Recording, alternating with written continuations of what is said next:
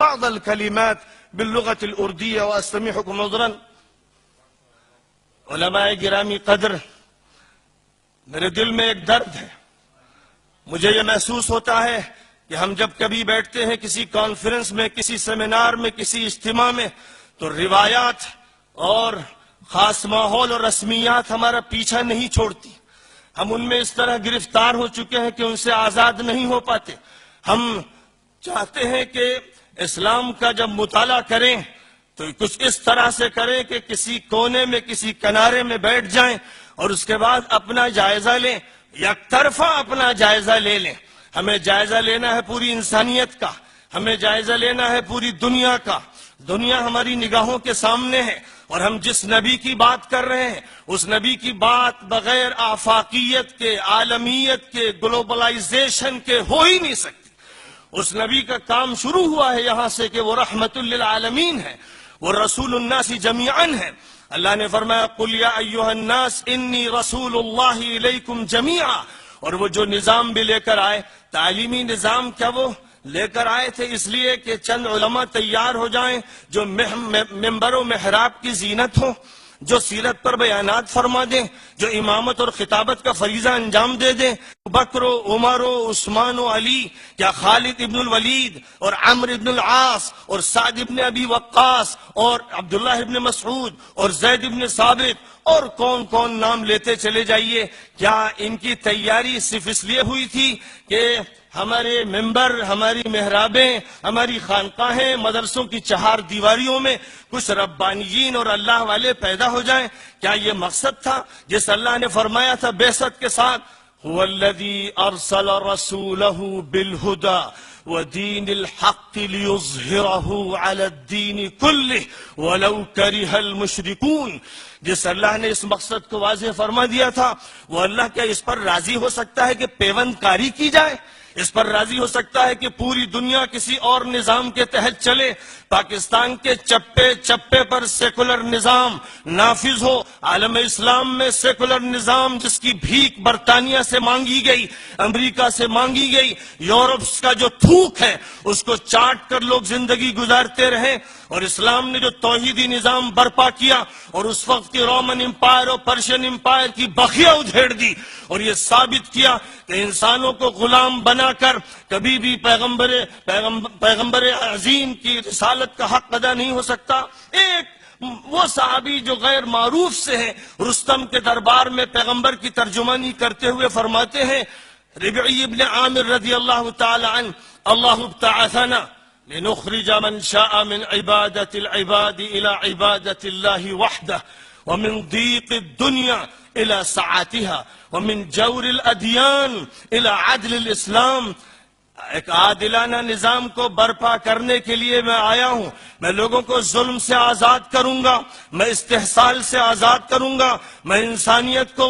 ظالموں کے شکنجے میں نہیں رہنے دوں گا، میں لوگوں کی عقلوں کے ساتھ مذاق کرنے کا موقع نہیں دوں گا. جس خداوند قدوس نے اس انسان کو بنایا ہے اسی نے یہ فرمایا اقرأ بسم ربک الذی خلق. پڑھو اس پروردگار کا نام لے کر، اس کی اسماء و صفات و ذات اور افعال پر یقین رکھتے ہوئے جس نے پیدا کیا. اور یہاں اس کی صفت تخلیق کا تذکرہ اس لیے فرمایا گیا کہ مفعول اقرا کا ذکر نہیں، یعنی کیا پڑھیں یہ نہیں بیان کیا گیا، لیکن ضمناً ذکر کر دیا گیا کہ اقرا کل مخلوق. وہ خالق ہے، اس کی ہر مخلوق کو پڑھو. اس کی نشانی ہے پتوں میں، اس کی نشانی پانی کے قطروں میں، اس کی نشانی ہوا کی لہروں میں، اس کی نشانی درختوں میں، ذروں میں، سیاروں میں، کہکشاؤں میں، ستاروں میں، پھولوں کی پنکھڑیوں میں. وفی انفسکم افلا تبصرون. اس کی نشانی تمہارے دماغ میں، خلیوں میں، تمہارے سیلز میں، تمہارے رگ و ریشے میں. سنریہم آیاتنا فی الآفاق وفی انفسہم حتی یتبین لہم انہ الحق. اللہ فرماتا ہے کہ میں دکھا دوں گا اپنی نشانیاں. ان کو بتدریج آفاق میں بھی نشانیاں نظر آتی چلی جائیں گی اور ان کی ذات میں. تو جو نظام تعلیمی برپا کیا گیا تھا اس نظام تعلیمی کا اسلام آباد سے لے کر کراچی کے کنارے تک نہیں، میں نے غلط کہا، اس کا سلسلہ جاپان کے ایک کنارے سے امریکہ کے ایک کنارے تک کوہ قاف سے لے کر ساؤتھ افریقہ اور جنوب کے ممالک تک قائم ہونا چاہیے تھا۔ ہم نے کوتاہی کی، ہم نے اپنے سلسلے کو اندلس سے نکلنے کے بعد بند کر دیا۔ ہم نے ابن خلدون کو، ہم نے شاطبی کو، ہم نے شاہ ولی اللہ کو، ہم نے مجدد الف ثانی کو، ہم نے ابن تیمیہ حرانی کو، ہم نے ابن قیم الجوزیہ کو، ہم نے کس کو بھلا دیا، اور ہم نے زہراوی کو، اور ہم نے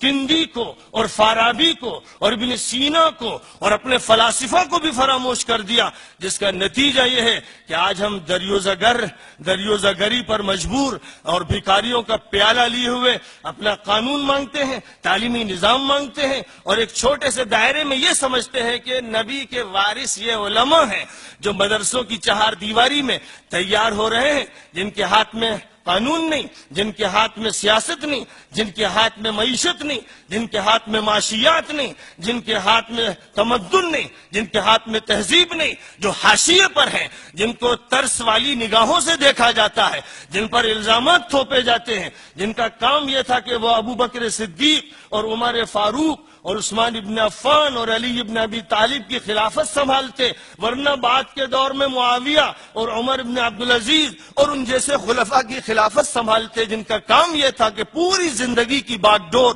ان کے پاس ہوتی، وہ مرجع ہوتے۔ کیا کبھی ایسا ہوا 1200-1300 سالہ تاریخ میں کہ ہمارے کسی بھی ملک میں دو نظام ہائے تعلیم تھے، دو قوانین تھے،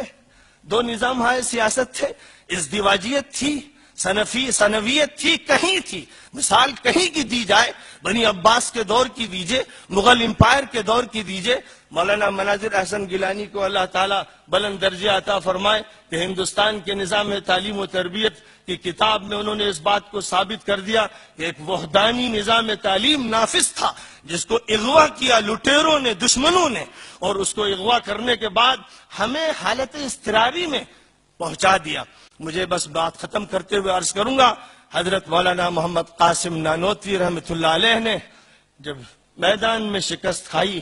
جنگ کے، تو یہ طے فرمایا کہ اب کلامی جنگ کو اختیار کرنا ہے، لیکن اس میں حالت اضطراری کی وہ پوزیشن میں تھے۔ ظاہر ہے کہ ان کے ہاتھ میں تمام ادارے نہیں تھے، نظام نہیں تھا، اس لیے انہوں نے یہ چاہا کہ جو کچھ بچا کھچا سرمایہ ہے اس کا تحفظ کر لیا جائے۔ جیسے ہمارے یہاں مسلم پرسنل لا بورڈ 1972 میں قائم ہوا، جب شریعت اسلامیہ کے اس پہلو پر جو فیملی لائف سے متعلق ہے ڈاکے ڈالے جانے لگے، تو طے کیا علماء نے متحدہ طور پر کہ اسلام کے آئلی قوانین کے تحفظ کے لیے ایک بورڈ بنا دیا جائے، اور اس نے یہ کام اپنے ذمے لیا۔ لیکن بتائیے کہ کیا اسلام کا صرف آئلی قانون؟